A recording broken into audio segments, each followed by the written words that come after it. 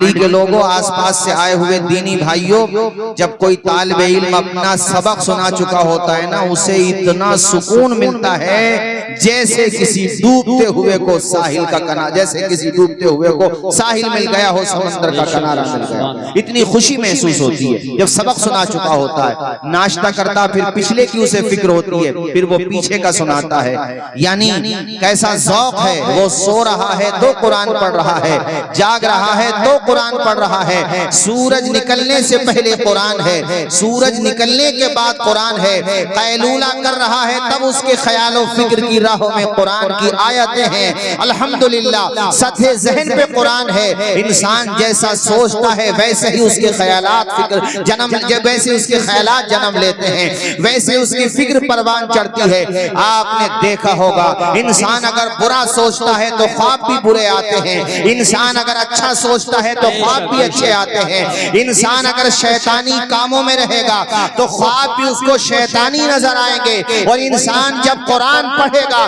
قرآن کی آیتوں کے بارے میں سوچے گا تو یقیناً اسے خواب میں بھی قرآن ہی دکھائی دے گا۔ یہی وجہ ہے کہ جو مدینے کا تصور رکھتا ہے خواب میں وہ مدینہ ہی دیکھتا ہے۔ میں نے کل خود کو مدینے میں ٹہلتے دیکھا، خواب اچھا ہے تو تعبیر بھی اچھی ہوگی۔ میرے دوستو، یہ طلبہ ہوتے ہیں، رات میں سوتے ہیں تب بھی یہ قرآن ہی پڑھتے ہیں، سو کے اٹھتے ہیں تب بھی یہ قرآن ہی پڑھتے ہیں۔ سبحان اللہ، ماشاءاللہ ماشاءاللہ۔ انہوں نے قاری صاحب زندہ رکھا ہے مدارس والوں نے فکر اسلام کو، ذہن اسلام کو، تعلیم قرآن کو۔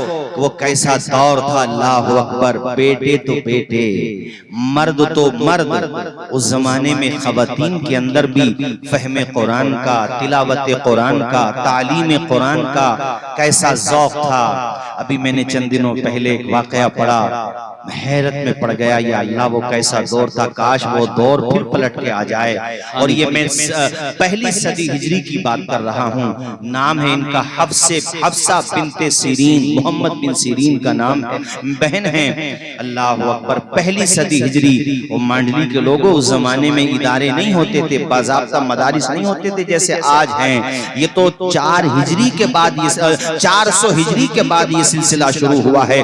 400 ہجری تک جو علم پھلا پھولا ہے، بڑے بڑے علماء پیدا ہوئے، کیسے کیسے عظیم محدثین پیدا ہوئے، امام بخاری، امام مسلم، امام ترمذی، امام ابن ماجہ، یہ بڑے بڑے علماء، یہ 4 ہجری سے پہلے کے ہیں۔ امام اعظم یہ پہلی ہجری کے ہیں، اور یہ 200 300 400 ہجری تک جو ایسے علماء کہ جن کے نام ہم سنیں تو کلیجے پہ ٹھنڈک محسوس ہوتی ہے، یہ اس زمانے کے پڑے ہوئے ہیں جب باضابطہ مدارس کی یہ شکل نہیں تھی جو آج موجود ہے۔ اس زمانے میں تعلیم کس طرح چلتی تھی، لوگ اپنے گھروں ہی میں درسگاہ لگا لیا کرتے تھے، اپنے صحنوں میں درسگاہیں لگاتے تھے، اپنے باغات میں درسگاہیں لگا لیا کرتے تھے، مساجد کے صحن میں مکاتب قائم کیا کرتے تھے۔ تو میں یہ بات کہا کرتا ہوں کہ جس طرح سے آج ذکر چل رہا ہے، مدارس کے خلاف جو بکواس ہو رہی ہے، خدا نہ کرے کسی وجہ سے اگر یہ حالات آ بھی گئے، تب بھی ظالموں یاد رکھو، اسلام اس زمانے میں بھی زندہ رہا تھا جب یہ مدارس اس طرح سے نہیں تھے۔ انشاءاللہ اسلام ہر صورت میں زندہ رہے گا۔ وہ اپنے گھروں ہی کو مدارس بنا لیا کرتے تھے، ایک استاذ کے پاس ہزاروں طلبہ پڑھتے تھے، مساجد کے صحن میں وہ قرآن پڑھا کرتے تھے۔ یہ میں جن کا ذکر کر رہا تھا، حفصہ بنت سیرین، ان کے بارے میں لکھا ہوا ہے، ان کی وفات 101 ہجری میں ہوئی، مطلب یہ کہ یہ پہلی صدی ہجری کی عظیم خاتون ہیں۔ اللہ اکبر، گھر کا ماحول ایسا دینی ماحول تھا، ماں بھی قرآن پڑھنے والی تھی، والد بھی قرآن پڑھنے والے تھے، ان کے بھائی محمد بن سیرین وہ بھی عظیم قرآن پڑھنے والے تھے، عظیم ان کا نام آتا ہے علمی حلقوں میں، ان کا بڑا چرچا رہتا ہے۔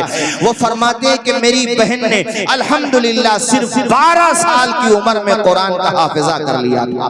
میں مردوں کی بات نہیں کر رہا ہوں، عورت کی بات کر رہا ہوں۔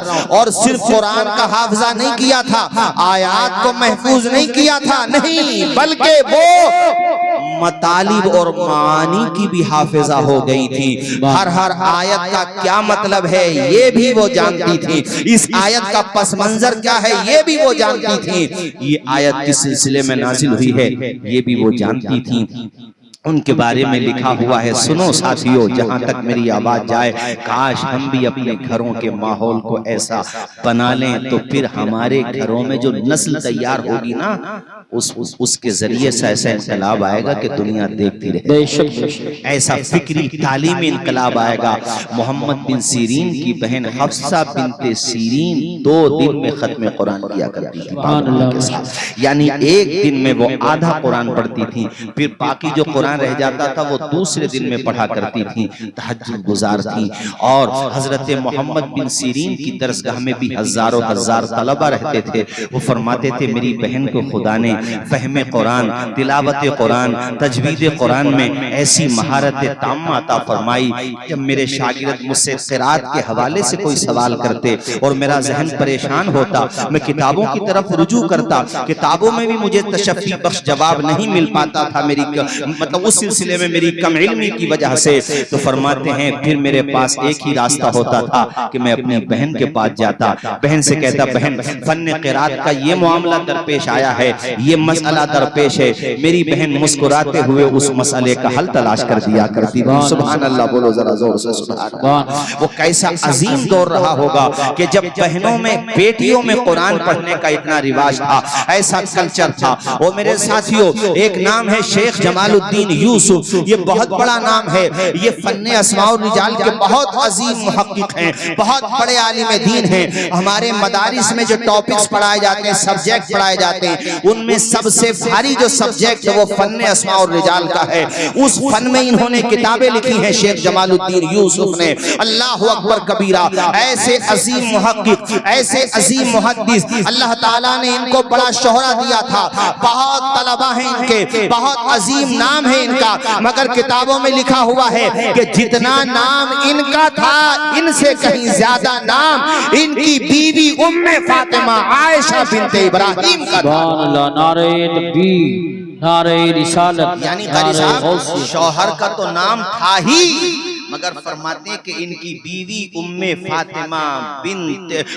فاطمہ عائشہ بنت ابراہیم کا اتنا نام تھا کہ شوہر کو بھی رجوع کرنا پڑتا تھا اپنی بیوی کی طرف۔ وہ کیسا دور ہوگا جب شوہر بھی دین کی خدمت کر رہا تھا، بیوی بھی دین کی خدمت کر رہی تھی۔ وہ کیسا کمال کا دور ہوگا جب گھر میں شوہر بھی قرآن پڑھتا تھا، بیوی بھی قرآن پڑھتی تھی، آس پاس قرآن کی تلاوت کا ماحول تھا، فہم قرآن کا دور تھا۔ ایک نام آتا فاطمہ نیشا پوری، اللہ اکبر، ان کو تو رب نے ایسی مہارت تامہ عطا فرمائی تھی، ایسا غضب کا ان کے اندر فہم قرآن پایا جاتا تھا کہ بڑے بڑے لوگ ان کی بارگاہ میں خطوط کے ذریعے سے قرآن کے حوالے سے علم حاصل کرتے تھے، معلومات حاصل کیا کرتے تھے۔ او صاحبو، تم اور ہم سب اگر کوشش کریں، مانا کہ وہ دور پورے طور پہ نہیں آ سکتا، مگر ہم کوشش کریں گے تو انشاءاللہ اس دور کی روشنی ہمارے گھروں تک ضرور پہنچے۔ سبحان اللہ۔ اور مجھے خوشی ہے کہ ہمارے قاری آس محمد صاحب ماشاءاللہ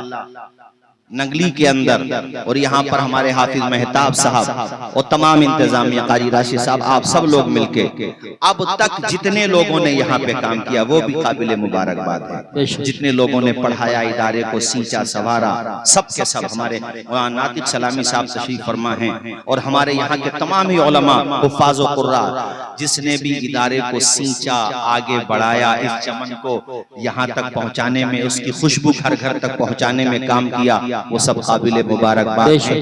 مانڈلی کے لوگوں، سب سے بڑا اگر کوئی کام ہوتا ہے وہ ہے نسل نو کے ہاتھوں میں قلم دینا۔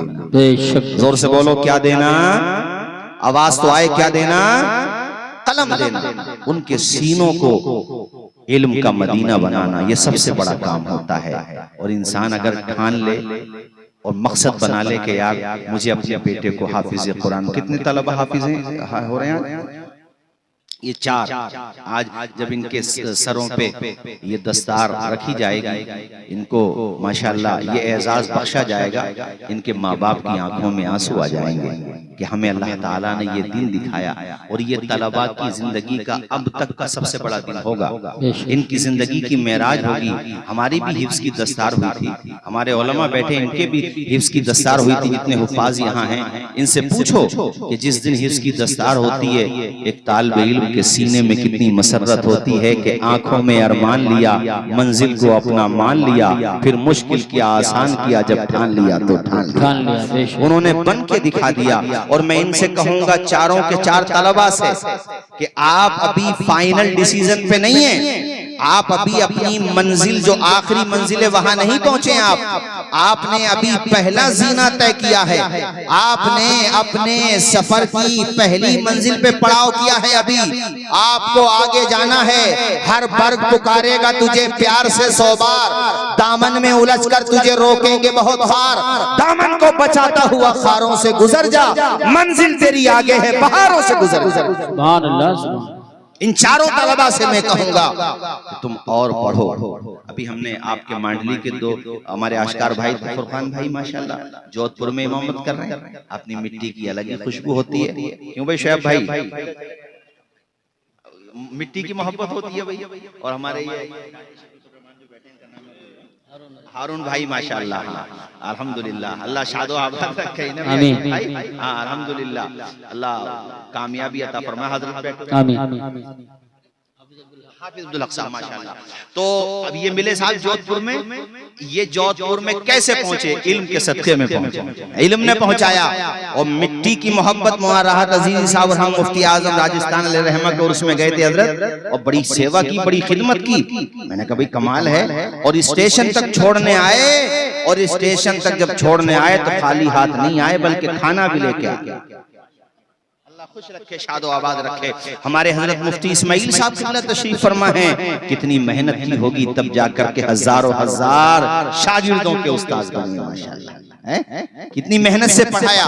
تو مانڈلی کے لوگوں، میں نے آپ کو صرف یہ بتانے کی کوشش کی اور کر رہا ہوں کہ سب سے بڑا کام ہے بچوں کو پڑھانا، اور پڑھانے میں بھی قرآن سیکھنا اور سکھانا۔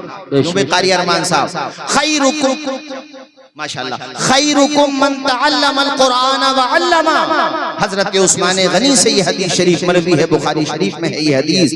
حضور فرماتے ہیں تم میں سب سے بہتر وہ ہے جو قرآن سیکھتا ہے اور دوسروں کو سکھاتا ہے۔ زور سے بولو، جو قرآن سیکھتا ہے اور دوسروں کو، سب سے بڑا کام ہے یہ۔ اور قرآن بھی تجوید کی رعایت کے ساتھ پڑھو، لہن داؤدی کے ساتھ پڑھو۔ ارے کیا شان تھی یہ جن کا میں ذکر کر رہا تھا نا ابھی آپ سے، حضرت شیخ جمال الدین یوسف، ان کی بیوی ام فاطمہ عائشہ بنت ابراہیم،